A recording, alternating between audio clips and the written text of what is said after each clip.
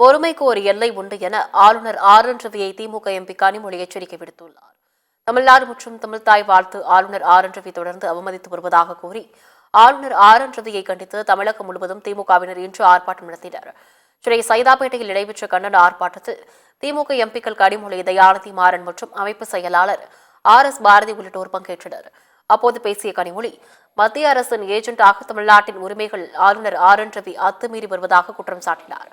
ஆளுநர் ஆர்.என். ரவி விவகாரத்தில் முதலமைச்சர் கடைபிடித்து வரும் பொறுமைக்கு ஒரு எல்லை உண்டு என்றும் கனிமொழி எம்பி சாடினார். சட்டமன்றத்திலே இதுதான் நாங்கள் கடைபிடித்திருக்கக்கூடிய பாரம்பரியம், கலாச்சாரம், பண்பாடு, வழிமுறை, இதுதான் எங்களுடைய சட்டம். தமிழ்தாய் வாழ்த்து தான் முதல்ல பாடப்படும். அதுக்கப்புறம் தான் எல்லாம். நாங்க தேசிய கீதத்தை அவமதிக்கவில்லை.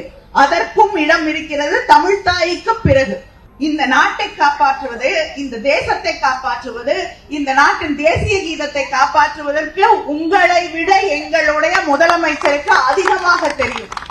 எங்கள் முதல்வர் மிக பொறுமையாக இருக்கக்கூடியவர். ஆனால் அந்த பொறுமைக்கும் ஒரு எல்லை உண்டு.